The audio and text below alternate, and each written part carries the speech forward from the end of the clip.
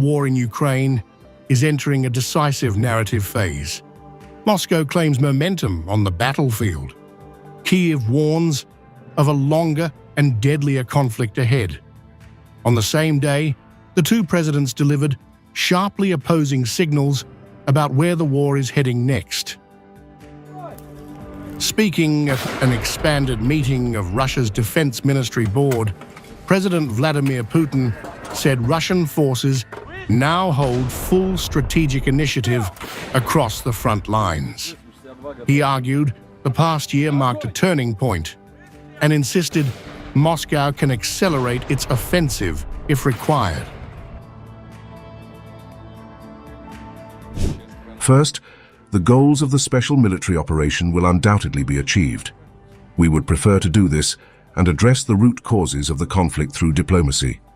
If the opposing side and their foreign patrons refuse to engage in substantive discussions, Russia will achieve the liberation of its historical lands by military means. Putin said Russia is expanding a security buffer zone and defeating Ukrainian forces, including Western-trained units. He also announced new submarines and surface ships have entered service, with the Oreshnik missile complex set to go on combat duty by the end of 2025. The message is clear. Moscow says it is prepared for a longer fight. The Kremlin also pushed back against claims that Russia poses a threat to Europe, calling such warnings fabricated and deliberate. Putin insisted Russia still favors diplomacy and a new Eurasian security architecture. I have said repeatedly, this is a lie, nonsense, pure nonsense about some imaginary Russian threat to European countries. But this is being done quite deliberately. And the responsibility for the failure to seize these opportunities lies entirely with those who believed that they could speak to us through force. In Kyiv, President Volodymyr Zelensky offered a starkly different interpretation. In his nightly address, he said Russia's rhetoric and military orders point to preparations for an even wider war next year, urging Western allies to stop misreading Moscow's intentions.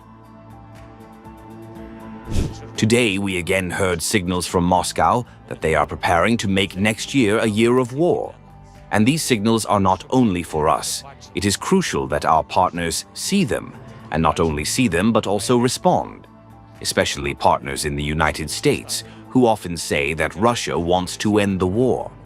Yet the rhetoric and signals coming from Russia are the exact opposite, taking the form of official orders to their army.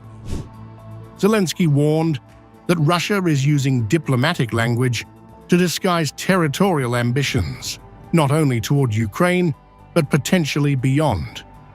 As both leaders harden their positions, the gap between claims of diplomacy and preparations for war continues to widen, leaving Western capitals facing urgent choices as the conflict moves toward another critical year.